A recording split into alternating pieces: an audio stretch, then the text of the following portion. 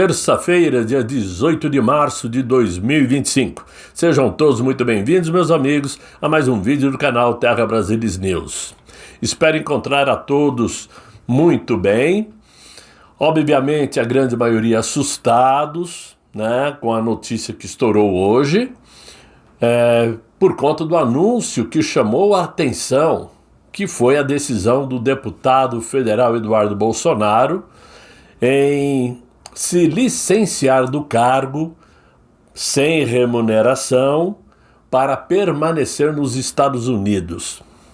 Prestem atenção nesse videozinho antes de qualquer coisa. O senhor chegou a conversar com Jair Bolsonaro sobre essa decisão? Que papel ele teve? Que tipo de conselho? Que tipo de opinião ele tem sobre essa sua decisão? Meu pai, claro que ele queria o filho dele perto dele, cara.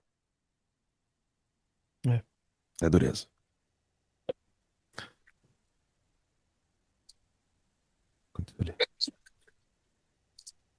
É dureza. É difícil. A gente está aguardando só o deputado. Claro, a pergunta...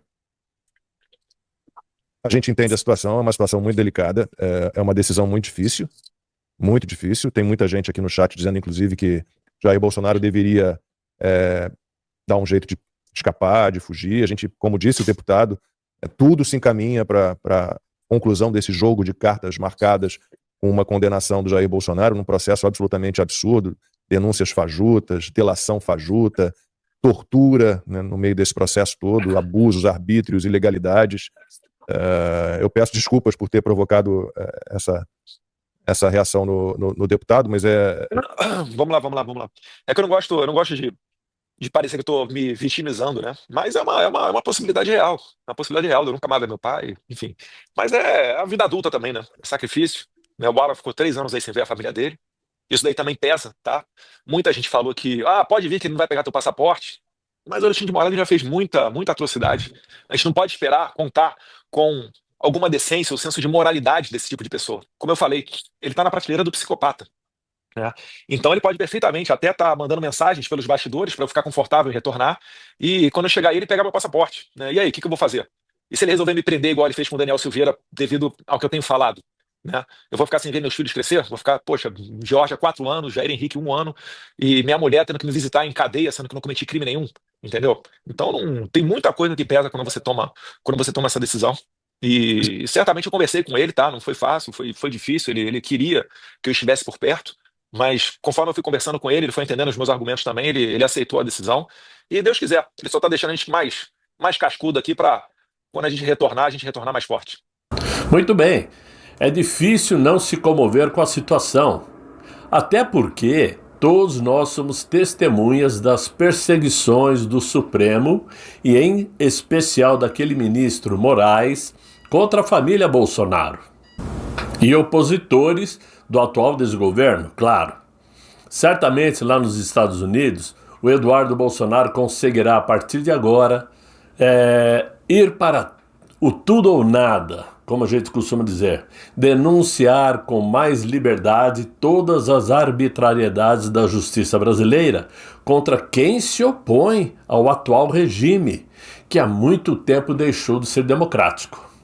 Vejam esse outro videozinho dele. Abro mão de cabeça erguida de toda essa pompa para seguir firme na minha missão de trazer justiça para todos os tiranos violadores de direitos humanos mais básicos. Eu estou falando de vocês, os psicopatas que prenderam mães de família, idosas, trabalhadores e todo tipo de pessoa comum e inocente. Irei abraçar esse sacrifício com entusiasmo.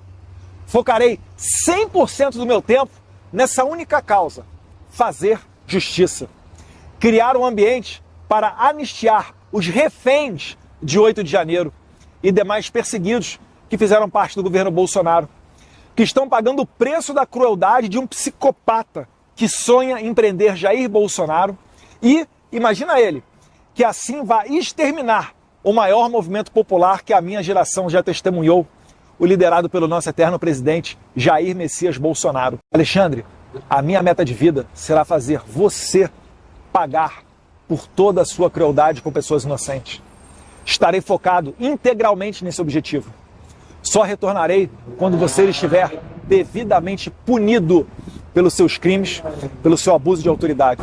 Então, esse é o motivo pelo qual ele quer continuar nos Estados Unidos, porque certamente lá ele terá apoio, não somente de pessoas que já estão lutando pela atual situação aqui no Brasil, como o Alan dos Santos, o Paulo Figueiredo, Constantino, Fiuza, Ana Paula, uma série de jornalistas que estão por lá, como também ajuda dos parlamentares americanos e a proximidade que o Eduardo tem com a família Trump. O seu irmão, o Flávio Bolsonaro, se manifestou logo cedo, dizendo que a decisão do Eduardo em se licenciar do mandato e ficar nos Estados Unidos é mais uma prova de como o alexandrismo acabou com a segurança jurídica no Brasil. O PGR, que corre para denunciar inocentes, mas agora demora para opinar sobre a apreensão do passaporte do Eduardo, como se estivesse esperando seu retorno antes de decidir. Já que não há absolutamente nenhuma razão legal para apreender seu passaporte, qualquer um pode concluir que há um conluio para violar suas prerrogativas de parlamentar, é o que disse o Flávio Bolsonaro. Ficar nos Estados Unidos não é sinal de fraqueza, pelo contrário, é evidência de coragem, de estratégia e maturidade, pois não há a quem recorrer desta perseguição no Brasil. Fique pelo tempo que for preciso para nos ajudar a desmascarar os verdadeiros destruidores da democracia e a tirar o Brasil desse pesadelo. Deus te abençoe e dê muita sabedoria, completou o senador.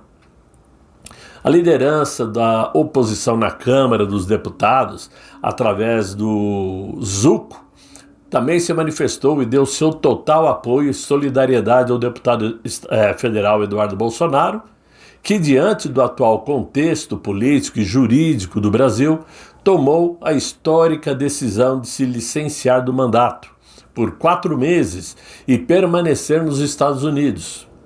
Trata-se de um acontecimento inédito nos tempos atuais, possivelmente o primeiro caso de um político brasileiro de direita a buscar segurança e proteção no exterior, diante das ameaças ao exercício pleno de suas funções parlamentares.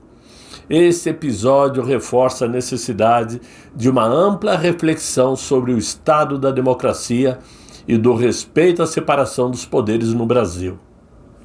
Bom, é claro, meus amigos, que isso tudo provocará uma situação política aí muito mais tensa daqui por diante, né?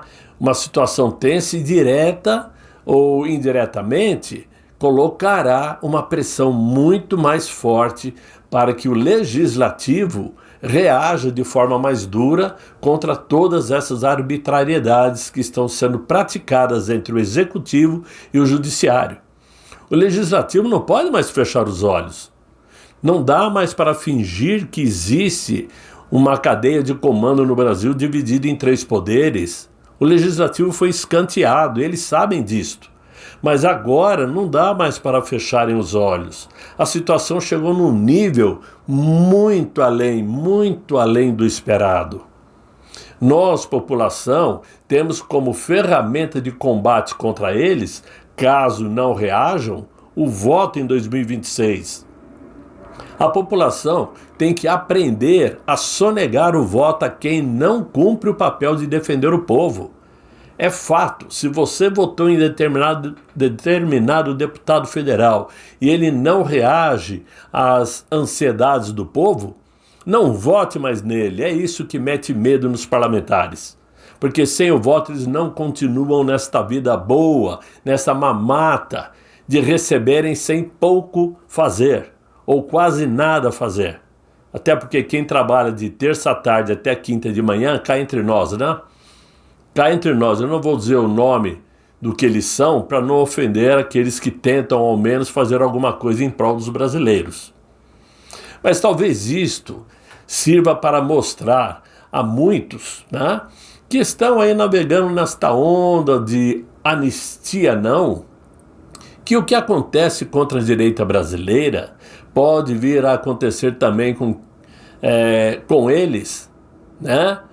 Pode acontecer com a esquerda futuramente, pois ditadura não tem bichinho de estimação. Isso é fato.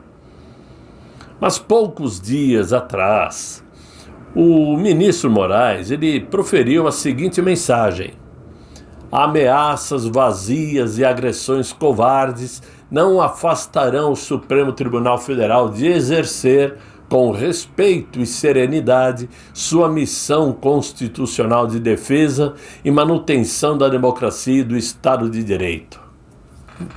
Foi o que ele disse. Compre a ideia quem quer, não é isso? Para qualquer desavisado que caia de paraquedas no planeta Terra, nos dias de hoje, esta frase seria uma daquelas frases que poderia entrar para os anais da história jurídica do Brasil. Porém, para os brasileiros que aqui estão, presenciando o dia a dia, o que acontece no Brasil diariamente, certamente essa frase já entrou para os anais da indignidade jurídica. Uma frase de conteúdo reverso da verdade. Dentro desse conteúdo, podemos estabelecer a existência de ironia, de sarcasmo, de ambiguidade, manipulação e até uma metáfora sobre como são tomadas as decisões dentro da Suprema Corte Brasileira. Longe de serem jurídicas, as decisões são cada vez mais políticas e, acima de tudo, partidárias, onde somente um lado da moeda é que conta. Não importa se sua ideologia é de direita ou de esquerda. O que importa é que essa situação, mais cedo ou mais tarde, se voltará contra os dois lados da mesma moeda. E ninguém mais terá chance de discutir sobre as arbitrariedades que costumeiramente se estabelecem em regimes ditatoriais.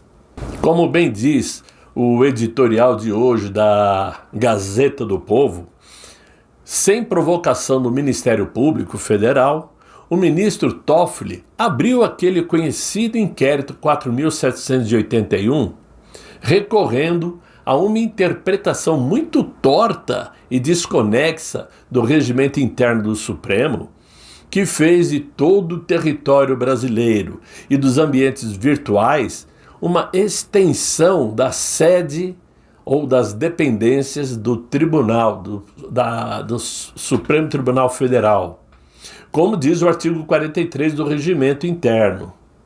A partir daquele momento, Moraes se tornou relator, não por meio de um sorteio como é previsto no mesmo regimento, mas escolhido a dedo por Toffoli. Muito bem, a partir daí surgiu o tal inquérito das fake news, o inquérito das milícias digitais, inquérito das joias, inquérito da vacina, inquérito da baleia, inquérito sobre atentado violento do Estado Democrático de Direito. Como consequência disto, vieram junto a censura a meios de comunicação, a violação da liberdade de expressão, crimes de opinião e até mesmo crimes de cogitação, crime futuro. Mas como bem diz aí a terceira lei de Isaac Newton, né? Para toda ação existe uma reação de igual intensidade e direção, mas no sentido oposto. Mais cedo ou mais tarde, esta mesma Suprema Corte sofrerá a resposta adequada, sofrerá uma reação da qual não conseguirá escapar impunemente. Prova disso é que hoje saiu uma matéria no site esquerdista, o Metrópolis, o seguinte assunto, dizendo, inclusive, feita pelo jornalista, pelo blogueiro Paulo Capelli, né? Dizendo que Donald Trump estuda um pacotão de sanções contra autoridades brasileiras, fato pelo qual nós já estávamos até prevendo por algum tempo, né? Mas segundo ele, auxiliares de Donald Trump na Casa Branca elaboram um texto que, além de definir punições específicas ao ministro Moraes, estabelece também um prazo de 120 dias para que o Departamento de Estado americano aponte mais integrantes do judiciário brasileiro e do governo brasileiro que apoiaram a derrubada de perfis nos Estados Unidos de usuários de redes sociais. A medida poderá afetar outros ministros da primeira turma do Supremo Tribunal que votaram juntamente com Moraes, bem como juízes auxiliares, o Procurador-Geral da República, Paulo Gonet, e o delegado da Polícia Federal que municiaram decisões de Alexandre de Moraes com muita criatividade.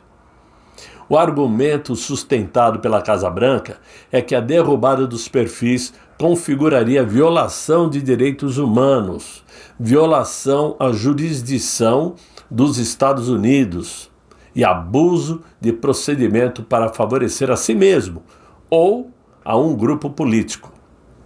Detalhe: o prazo de 120 dias é estratégico, pois o governo dos Estados Unidos quer analisar a postura das autoridades brasileiras depois que as sanções a Alexandre de Moraes especificamente entrem em vigor, pois a expectativa da Casa Branca é que, sancionando Moraes, a punição provocará um recuo do Supremo Tribunal. Se não acontecer, então as sanções atingirão outras autoridades do Brasil.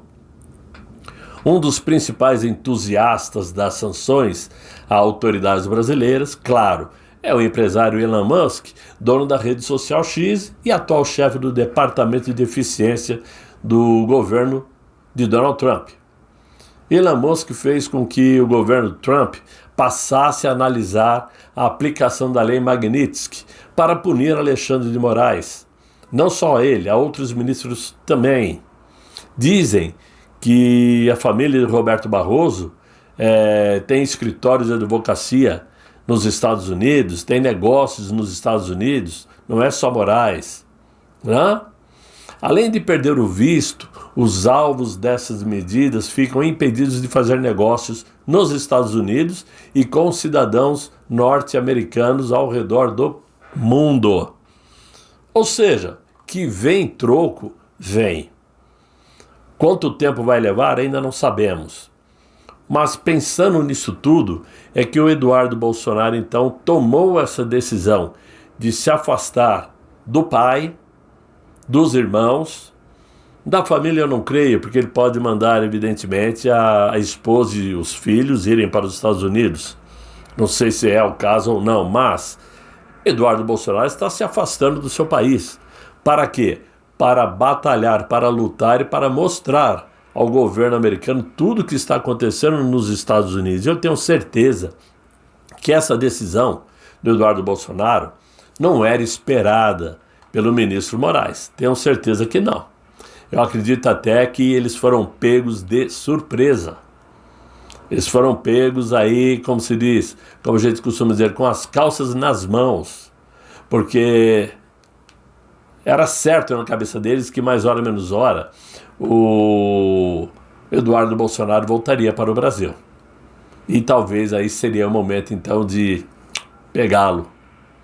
O próprio presidente Jair Bolsonaro disse que lamenta ficar ausente da presença de seu filho, mas compreende que esta é a atitude mais sensata para o momento, porque alguém tem que continuar lutando pelas necessidades do povo brasileiro, pelos anistiados do dia 8 de janeiro, porque o próprio presidente Jair Messias Bolsonaro sabe que mais hora menos hora a Polícia Federal vai buscá-lo.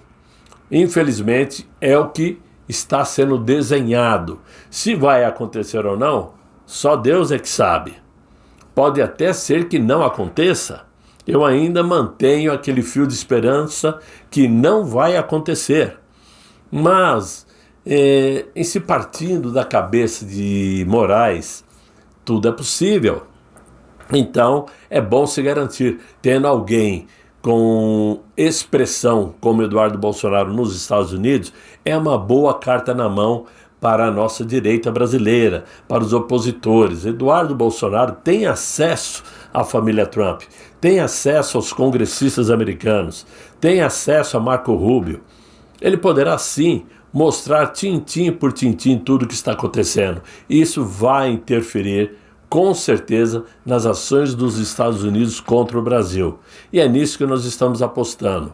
Claro que muita coisa virá à tona ainda, muitas notícias ainda sairão, e assim que nós tivermos mais informações, obviamente, nós noticiaremos, não somente eu, mas todo mundo que faz vídeos, obviamente, né? Mas por hora, era o que eu queria ter trazido para vocês. Espero que vocês tenham gostado desse vídeo. É um vídeo pesado, para falar a verdade, porque não é nada agradável para nós, mas é um fato real. A vida, ela é real, não tem como fingir, né? Todo fingimento tem hora para terminar, uma hora acaba. E esse fato é um fato realista do que está acontecendo em nosso país. Mas espero que vocês tenham gostado. Se gostaram, deixe os likes para fazer o vídeo se propagar. Se você está assistindo e ainda não está inscrito no canal, clique aí em inscrever-se para receber notificações. E se você puder colaborar com o canal, ajude o Terra Brasilis News. Colabore do jeito que você puder para que a gente possa seguir adiante lutando pelo nosso país. Ok? Desejo a todos vocês um excelente final de noite nesta terça-feira. Espero voltar amanhã com melhores notícias, se Deus quiser e Ele há de querer. Fiquem todos muito bem, fiquem com Deus. Tchau, tchau.